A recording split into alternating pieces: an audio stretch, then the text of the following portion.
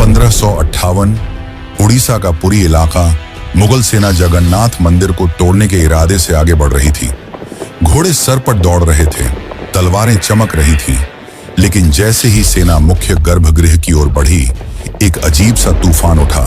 सूरज की रोशनी अचानक गायब हो गई और चारों ओर अंधकार छा गया।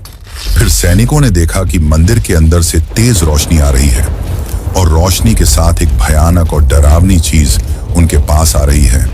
यह दृश्य इतना भयानक था कि कई सैनिक वहीं पर बेहोश हो गए और जो बच गए वो ऐसे भागे मानो उनके सामने मौत खड़ी हो।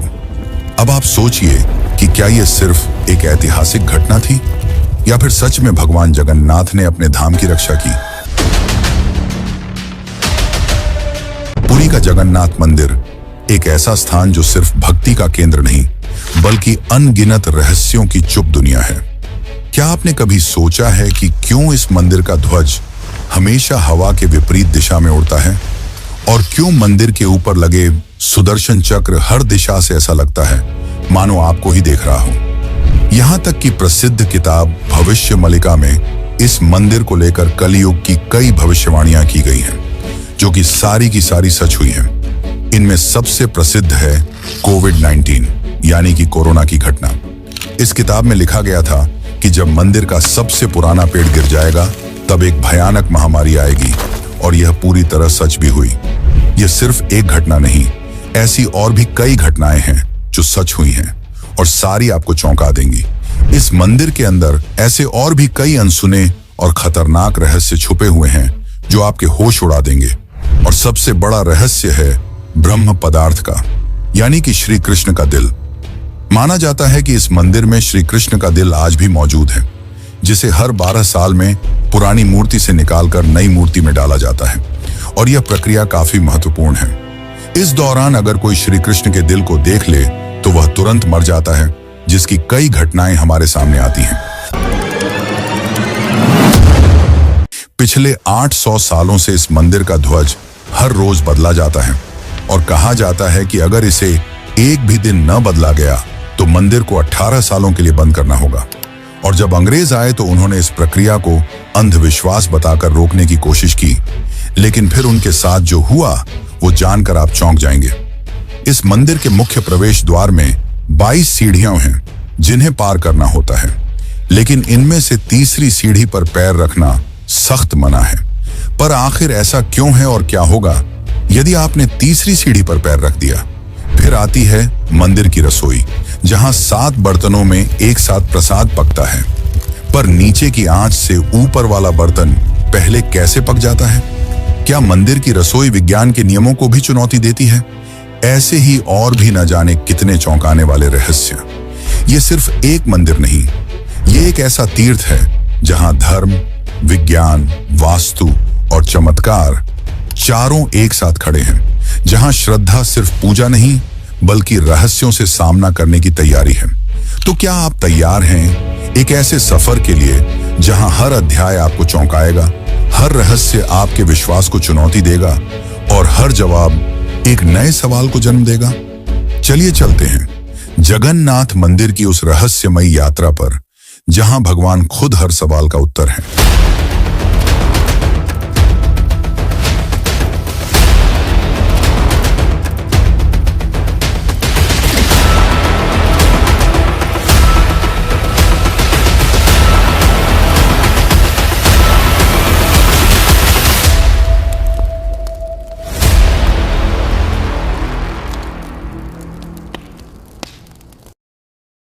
जून 2015 रात को घड़ी में 12 बजते ही पूरी शहर की बिजली काट दी गई।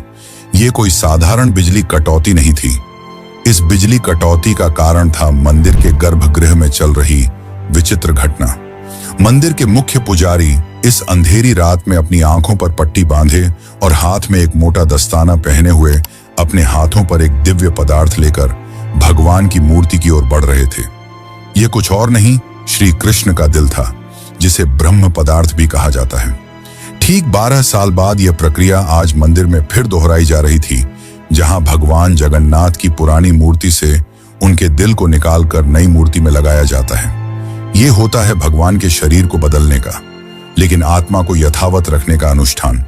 माना जाता है कि यह मंदिर दुनिया का एकमात्र मंदिर है जहां भगवान आज भी जीवित रूप में बसते हैं, और जब उनका शरीर पुराना हो जाता है तो ठीक उसी तरह नया शरीर दिया जाता है जैसे कोई आत्मा नया जन्म लेती है। कहते हैं इस ब्रह्म तत्व को आज तक किसी ने नहीं देखा, और जिसने भी देखने की कोशिश की वो जिंदा नहीं बचा। नवकलेवर की रात जब पुरानी मूर्तियों से ब्रह्म तत्व निकालकर नई मूर्तियों में डाला जाता है, पुरी में कर्फ्यू जैसा माहौल बना दिया जाता है। पूरे शहर की बिजली काट दी जाती है, मंदिर को घोर अंधेरे में बंद कर दिया जाता है। मंदिर के अंदर होते हैं सिर्फ विशुद्ध ब्राह्मण, जिनका खानदान सदियों से यही कार्य करता आया है। उनकी आंखों पर पट्टी बांधी जाती है और हाथों पर मोटे दस्ताने पहनाए जाते हैं, ताकि वे ना देख सकें और ना ही महसूस कर सकें कि ब्रह्म पदार्थ है क्या। जब यह प्रक्रिया होती है तब मंदिर की सुरक्षा सीआरपीएफ के जवान करते हैं, और किसी भी व्यक्ति का मंदिर के अंदर जाना सख्त मना होता है। जब 2015 में यह अनुष्ठान हुआ था, तब एक पांडे ने उस ब्रह्म तत्व को हाथ लगा दिया था, जिसके बाद वह तुरंत ही बेहोश हो गया, और जब आंख खुली तो वह मानसिक रूप से पूरी तरह अस्थिर हो गया था। तो सवाल उठता है, ब्रह्म तत्व आखिर है क्या? क्या यह कोई दिव्य ऊर्जा है? क्या यह सिर्फ विश्वास है, या सच में कोई ऐसा अविनाशी पदार्थ मौजूद है जो युगों से युगों तक जीवित है? माना जाता है कि यह ब्रह्म पदार्थ काफी ज्यादा शक्तिशाली है, जिससे लगातार दिव्य ऊर्जा निकलती रहती है और हमेशा हल्का सा कंपन महसूस होता रहता है। प्रसिद्ध इंडियन आर्कियोलॉजिस्ट प्रवीण मोहन के हिसाब से श्री कृष्ण सिर्फ एक इंसान नहीं बल्कि एक सुप्रीम बीइंग थे। उनके मुताबिक ब्रह्म पदार्थ, जिसे कृष्ण का दिल भी कहा जाता है, वह असल में एक आर्क रिएक्टर है, यानी कि एक ऐसा डिवाइस जो भयंकर स्तर की ऊर्जा उत्पन्न करता है। उन्होंने यह तक बताया कि क्यों जगन्नाथ की मूर्तियों को लकड़ी से बनाया जाता है। उनके अनुसार लकड़ी बिजली को कंडक्ट नहीं करती, जिस कारण वह ब्रह्म पदार्थ से निकलने वाली इलेक्ट्रोमैग्नेटिक एनर्जी को रोक लेती है।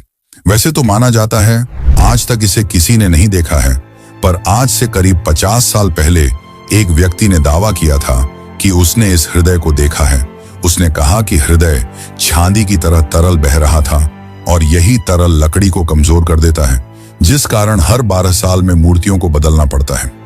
उस व्यक्ति ने यह तक कहा कि जब उस हृदय को प्रकाश में लाया गया तो वह चक्र की तरह घूमने लगा और जोर से कंपन करने लगा, यानी कि जब इस ब्रह्म पदार्थ को रोशनी मिलती है तो यह और भी ज्यादा सक्रिय हो जाता है, जो कि खतरनाक साबित हो सकता है, जिस कारण हर बार जब इसे पुरानी मूर्ति से नई मूर्ति में बदला जाता है तब पूरी शहर की बिजली काट दी जाती है।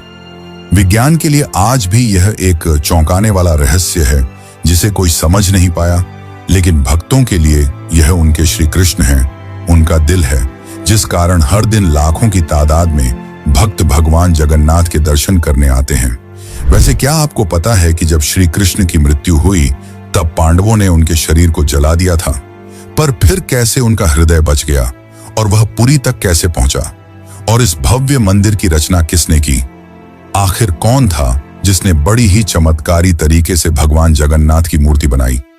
तो चलिए जानते हैं अब इस रहस्यमयी और रोचक घटना को, जो आपको इंटरनेट और किताबों में नहीं देखने को मिलेगी।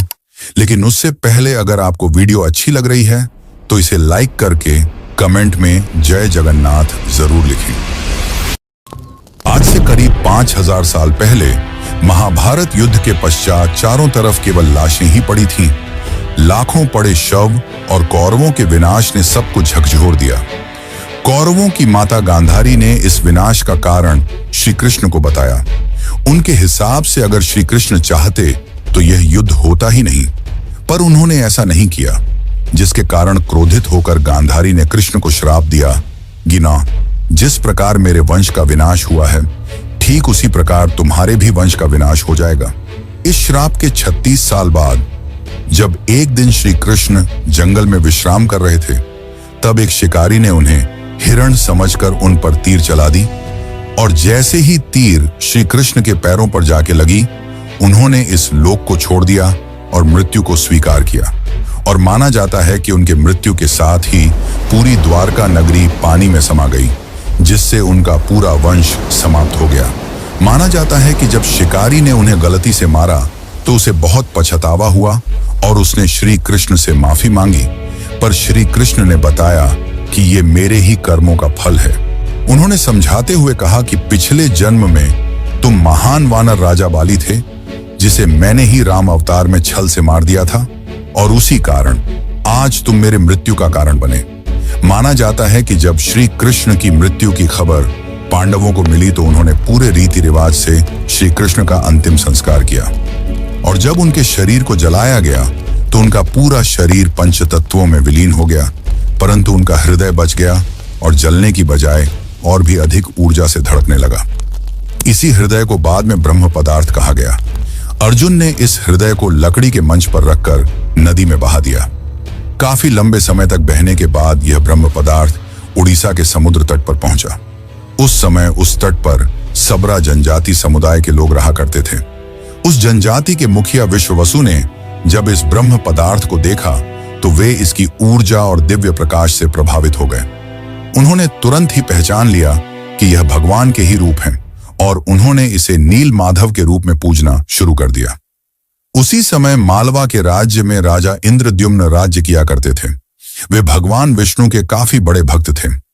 एक दिन उन्होंने नील माधव के दर्शन करने की इच्छा व्यक्त की और उन्हें ढूंढने लगे, और यही आगे चलकर जगन्नाथ के निर्माण की आधारशिला बनी। जैसा कि मैंने बताया, राजा इंद्रद्युम्न विष्णु के परम भक्त थे, और एक रात स्वयं भगवान विष्णु उनके सपने में आए और उन्हें कहा कि वे उनकी दिव्य मूर्ति नील माधव को ढूंढें और उनके लिए एक भव्य मंदिर का निर्माण करें। श्री हरि विष्णु ने उन्हें यह भी बताया कि यह ब्रह्म पदार्थ उन्हें नीलांचल पर्वत में मिलेगा, जिसके पश्चात राजा ने अपने ब्राह्मण पुजारी विद्यापति को आदेश दिया कि वह इस मूर्ति को ढूंढ निकाले। विद्यापति कई दिनों तक नीलांचल पर्वत के अलग हिस्सों में इसकी तलाश करते रहे, और तब जाकर अंत में उन्हें पता चला कि इस मूर्ति को आदिवासी मुखिया विश्ववसु ने एक गुफा में छुपा कर रखा है, और वे दिव्य रूप से उसकी पूजा करते हैं। जब विद्यापति ने इसके दर्शन करने की अनुमति मांगी, तब विश्ववसु ने यह कहकर मना कर दिया कि यह उनके जाति का निजी मामला है। जिसके बाद विद्यापति ने चालाकी दिखाई और विश्ववसु की पुत्री ललिता से विवाह कर लिया।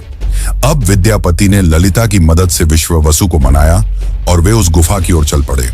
जैसे ही विद्यापति ने उस नील माधव की मूर्ति को देखा, वे उसकी ऊर्जा से काफी ज्यादा प्रभावित हुए, और उन्होंने तुरंत ही यह बात राजा इंद्रद्युम्न को बताई। लेकिन जब राजा इंद्रद्युम्न वहां पहुंचे, तब तक विश्ववसु ने वह मूर्ति वहां से हटा दी थी, जिससे राजा काफी उदास हो गए और अपने महल लौट आए। इसके बाद फिर से रात में भगवान विष्णु उनके सपने में आए और कहा कि पुरी के तट पर एक बड़ा नीम का पेड़ बहकर आएगा, तुम उस पेड़ से मेरी नई मूर्ति बनाना। वह पेड़ काफी बड़ा था, जिसे उठाना आसान नहीं था। आखिर में जैसे तैसे वे पेड़ को महल तक ला पाए, लेकिन अब सवाल यह था कि इनसे भगवान की मूर्ति कौन बनाएगा। बहुत से कारीगरों ने इस पेड़ से मूर्ति बनाने की कोशिश की, लेकिन सब असफल रहे। उन्होंने कहा कि पेड़ इतना ज्यादा मजबूत है कि हमारे छेनी हथौड़ी का उस पर कोई असर नहीं हो रहा। ये सुनकर राजा काफी परेशान हो गए। तभी एक दिन भगवान विश्वकर्मा एक बूढ़े साधु के रूप में वहां पधारे और उन्होंने कहा कि वे ये मूर्ति 21 दिनों में बनाकर देंगे। राजा काफी प्रसन्न हुए, पर उस बूढ़े आदमी ने एक शर्त रखी। उसने कहा कि मैं एक कमरे में बंद रहकर 21 दिनों में यह मूर्ति बनाऊंगा, और तब तक कोई भी इस कमरे का न तो दरवाजा खोलेगा और न ही कोई अंदर आएगा। राजा ने उसकी यह शर्त स्वीकार की और फिर मूर्ति बनाने का कार्य शुरू हुआ। दरवाजा बंद किया गया और कक्ष से छेनी हथौड़ी की आवाजें आने लगीं। लेकिन 15 दिनों बाद अचानक से छेनी हथौड़ी की आवाज आना बंद हो गई। महाराज की रानी गुंडीचा काफी चिंतित हो गईं और महाराज को कहा कि हमें दरवाजा खोलकर देखना चाहिए। शायद वह वृद्ध व्यक्ति भूख और प्यास की वजह से मर तो नहीं गया होगा। राजा ने शुरुआत में तो मना किया, पर बाद में वे इसके लिए मान गए और दरवाजा खोल दिया। लेकिन जब दरवाजा खुला तो सभी हैरान रह गए। वह वृद्ध व्यक्ति गायब हो चुका था और पीछे केवल 3 अधूरी मूर्तियां थीं। राजा को यह देखकर काफी दुख हुआ, क्योंकि उनकी शर्त तोड़ने की वजह से भगवान की मूर्तियां आधी रह गईं। जगन्नाथ भगवान के हाथ और पैर अधूरे थे। बलराम और देवी सुभद्रा की मूर्तियां भी अधूरी थीं। जब राजा मूर्ति के पास गए, तब उन्हें दिल की धड़कन महसूस हुई और मूर्ति के अंदर से एक दिव्य आवाज आई, जिसने राजा को बताया कि श्री कृष्ण का हृदय इस मूर्ति के अंदर है। राजा ने इन मूर्तियों को स्थापित किया और आज यही अधूरी मूर्तियां भगवान जगन्नाथ के रूप में पुरी में पूजी जाती हैं। वैसे दोस्तों, आपको एक बात बता दूं, जो हो रहा है वह पहले ही लिखा जा चुका है और जो लिखा गया है वही होकर रहेगा। ये कोई फिल्मी डायलॉग नहीं, बल्कि पुरी के भक्तों की आस्था और सच्चाई है भविष्य मालिका की। तो चलिए जानते हैं उन भविष्य मालिका की घटनाओं को जो आज सच साबित हो रही हैं। मित्रों, इस मंदिर का इतिहास और वर्तमान एक भविष्यवाणी से जुड़ा हुआ है। भविष्य मालिका एक दिव्य ग्रंथ है जिसे लगभग 500 साल पहले ओडिशा के महान संत आचार्य महाप्रभु अच्युतानंद ने लिखा था। कहा जाता है कि वे पंचसखा यानी भगवान जगन्नाथ के 5 दिव्य सेवकों में से एक थे, जिन्होंने भगवान के आदेश पर कलयुग की कई घटनाओं को पहले ही देख लिया था। यह ग्रंथ ओडिया भाषा में लिखा गया है और इसकी पंक्तियां कविता के रूप में हैं, जैसे किसी गूढ़ रहस्य का संकेत दे रही हूं। आइए हम आपको बताते हैं भविष्य मालिका की कुछ चौंकाने वाली भविष्यवाणियां जो जगन्नाथ मंदिर और कलयुग के अंत से जुड़ी हुई हैं। इस ग्रंथ की सबसे चौंकाने वाली भविष्यवाणी 4 साल पहले काफी ज्यादा वायरल हुई थी, जब लोगों ने दावा किया कि इसमें कोरोना महामारी का वर्णन भी है। नाना रोग आसीबा, गोटे बड़ा व्याधि, लोका घरे रहीबे, बाहर कुना जीबा, अर्थात अनेकों रोग आएंगे, एक बड़ा रोग फैलेगा, लोग घरों में बंद रहेंगे, बाहर नहीं निकल पाएंगे। अब ये पंक्तियां किसी भी सामान्य रीडर को 2020 की कोविड-19 महामारी की याद दिला देती हैं। पुरी और ओडिशा में कई संतों और विद्वानों ने इसे भविष्य मालिका की सटीक भविष्यवाणी माना। इस किताब की एक और बात, इसमें जिक्र किया गया है कि मंदिर परिसर के ऊपर जो कपड़ा है उसमें आग लगने की घटना का उल्लेख मिलता है। कुछ साल पहले पहली बार त्रिदेव के वस्त्र में आग लगी थी। इस घटना के बाद कलयुग के अंत के बारे में एक बार फिर से बातें होने लगी। कहते हैं कि पापनाश एकादशी के दिन जगन्नाथपुरी मंदिर में एक अखंड महादीप जलाया गया था, लेकिन अचानक तेज हवा चली और झंडा उड़कर दीपक के ऊपर चला गया, जिससे मंदिर के झंडे में आग लग गई। यह घटना 19 मार्च 2020 को हुई थी। कहा जाता है कि दूसरे मंदिरों की तरह जगन्नाथ मंदिर के गुंबद पर कभी कोई पक्षी नहीं बैठता और ना ही इस पर कोई प्लेन या हेलीकॉप्टर उड़ता है, लेकिन जुलाई 2020 के बाद से मंदिर के गुंबद पर गिद्ध, चील और बाज को देखा गया था। ये पक्षी मंदिर के गुंबद, स्तंभ और नील चक्र पर भी बैठे थे। ऐसे में दुनिया के महाविनाश की भविष्यवाणी एक बार फिर से चर्चा में आ गई थी। भविष्य मालिका के अनुसार जब कलयुग का अंत करीब होगा तो भगवान जगन्नाथ मंदिर का नील चक्र यानी सुदर्शन चक्र तूफान से टेढ़ा हो जाएगा। मई 2019 में समुद्री तूफान फानी के कारण यह विशालकाय चक्र टेढ़ा हो गया था। ऐसे ही और भी कई भविष्यवाणियां हैं जो सच हो चुकी हैं और कई प्रसिद्ध भविष्यवाणियां हैं जो आने वाले को लेकर की गई हैं। 3 रथ यात्राएं एक साथ रुकेंगी, नदियां उल्टी दिशा में बहेंगी, ब्रह्म तत्व मंदिर से गायब हो जाएगा और फिर में अंत में आएंगे भगवान के आखिरी अवतार कल की। अब दोस्तों, आप ही सोचिए कि क्या यह महज संयोग है या सच में आचार्य अच्युतानंद को भविष्यदर्शी शक्तियां प्राप्त थीं। अगर उन्होंने आज से सैकड़ों साल पहले ऐसी बातें लिख दी जो अब सच हो रही हैं, तो क्या हमें उनकी बाकी भविष्यवाणियों को भी गंभीरता से लेना चाहिए? भविष्य मालिका कोई साधारण ग्रंथ नहीं, बल्कि वो कायनात का रोड मैप है जिसे बस समझने की जरूरत है। वैसे आपकी जानकारी के लिए बता दूं कि सन 1558 में मुगल सेना ने मंदिर को तोड़ने की कोशिश की। फिर उनके साथ जो हुआ वो चौंकाने वाला था और इस घटना को पहले ही भविष्य मालिका में लिख दिया गया था। और साथ ही भविष्य मालिका में अंग्रेजों को लेकर भी यह कहा गया था कि गोरे आएंगे और मंदिर को बंद कराने की कोशिश करेंगे। तो चलिए अब जानते हैं कि जब मुगल सेना ने मंदिर पर आक्रमण किया तो क्या हुआ और कैसे ब्रिटिशर्स ने भक्तों की श्रद्धा को अंधविश्वास बताकर मंदिर को बंद करने की कोशिश की। लेकिन उससे पहले चैनल को सब्सक्राइब जरूर कर लें। यह आपके लिए तो फ्री है, पर इससे हमारी काफी मदद हो जाती है। सन 1558 उड़ीसा के पुरी इलाके में घना अंधकार छाया हुआ था।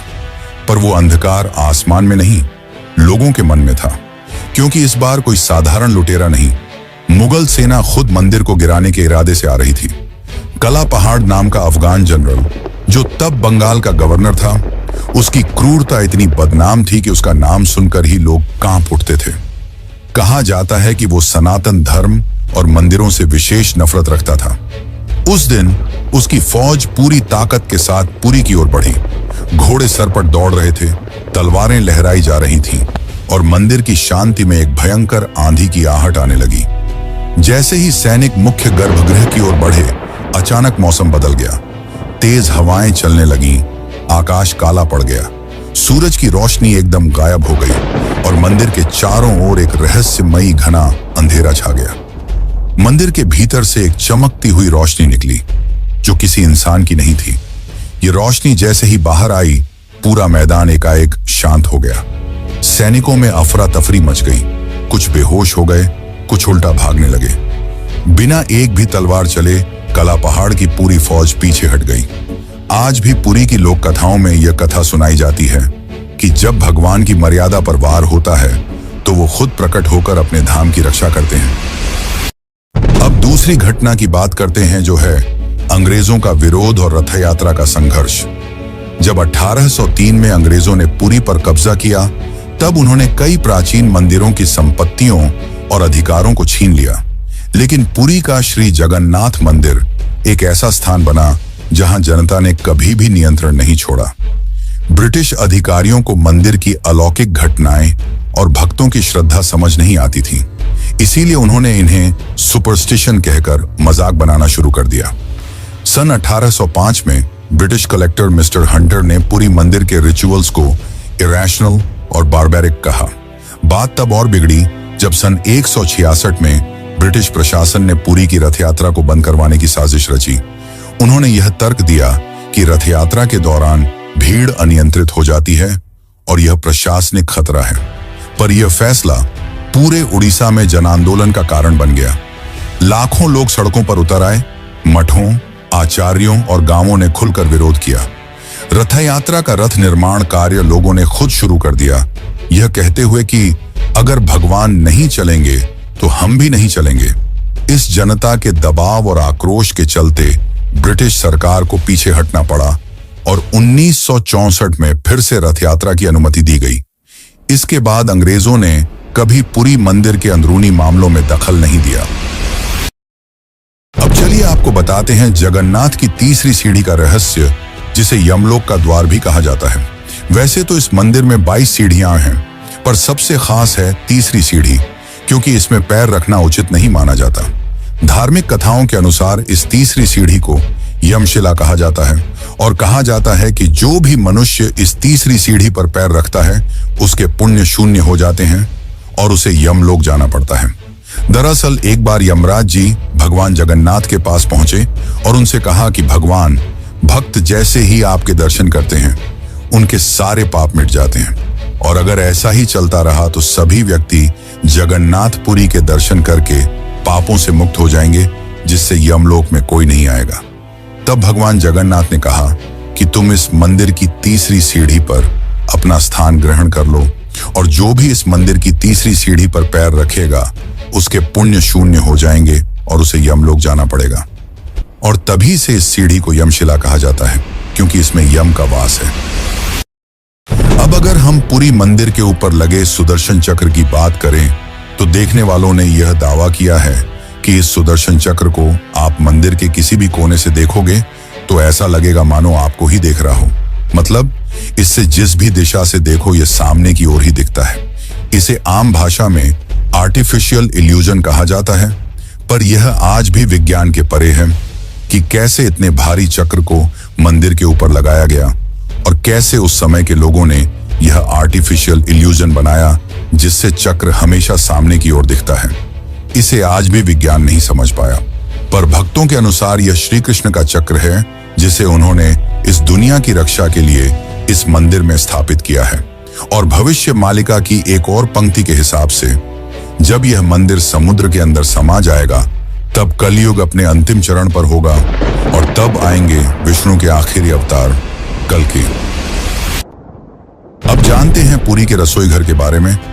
जगन्नाथ पुरी का रसोई घर दुनिया की सबसे बड़ी और सबसे रहस्यमयी रसोई है, जिसके अनोखे तथ्य और परंपरा भक्तों को आश्चर्यचकित कर देती है। और रसोई का सबसे बड़ा रहस्य यह है कि यहाँ भोजन 7 मिट्टी के बर्तनों में बनाया जाता है और हर एक बर्तन को एक के ऊपर एक रखा जाता है।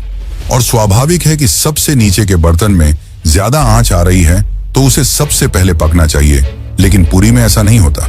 ये चौंकाने वाली बात है कि 7 बर्तनों में जो सबसे ऊपर होता है उसका खाना पहले पकता है, जो विज्ञान के सारे तथ्यों को गलत साबित करता है। यहाँ भोजन बनाने का कार्य केवल सेवायत ब्राह्मणों द्वारा किया जाता है और किसी भी बाहरी व्यक्ति को इसमें प्रवेश की अनुमति नहीं होती।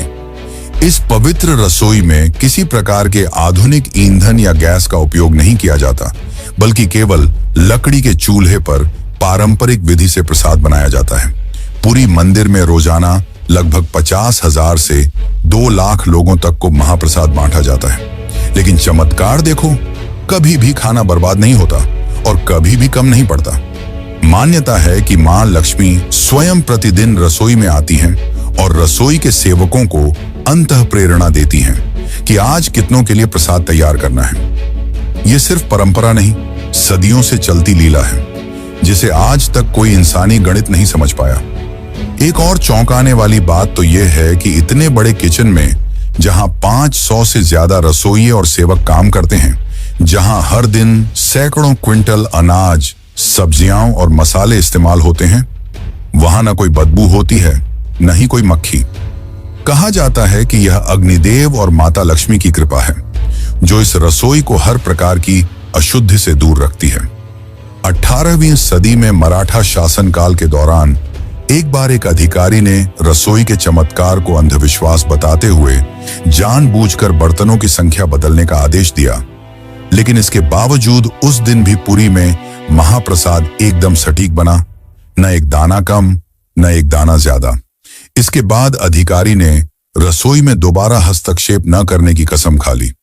वैसे तो दोस्तों, ऐसे और भी कई चौंकाने वाले रहस्य हैं, पर उन्हें एक ही वीडियो में बता पाना नामुमकिन है। इसलिए चलिए चलते हैं आखिरी अध्याय की ओर।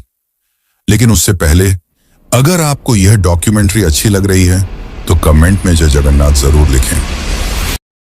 कभी कभी जीवन में कुछ चीजें ऐसी होती हैं जिन्हें न तर्क से समझा जा सकता है और न ही विज्ञान से परखा जा सकता है। पुरी के श्री जगन्नाथ मंदिर का हर पत्थर, हर कोना हमें एक ऐसी दुनिया में ले जाता है जहां भक्ति और बुद्धि, विज्ञान और विश्वास, संघर्ष और समाधान सब एक साथ चलते हैं। जगन्नाथ केवल भगवान नहीं, एक चेतना है जो हमें यह सिखाते हैं कि जब विज्ञान चुप हो जाए तो श्रद्धा बोलती है। तो अब सवाल यह है, क्या ये सब केवल संयोग है या कहीं ना कहीं कोई ऐसी शक्ति है जो इन सबको संचालित कर रही है? आप क्या मानते हैं? क्या आपने कभी इन रहस्यों को खुद महसूस किया है? अगर हाँ, तो ये वीडियो सिर्फ जानकारी नहीं, बल्कि आपकी अपनी यात्रा है, श्रद्धा से रहस्य तक। और ऐसी ही एक यात्रा है केदारनाथ धाम की, जो जगन्नाथ की तरह ही 4 धामों में से एक है। और अगर आप केदारनाथ धाम की यात्रा पर चलना चाहते हैं तो यह वीडियो जरूर देखें। धन्यवाद।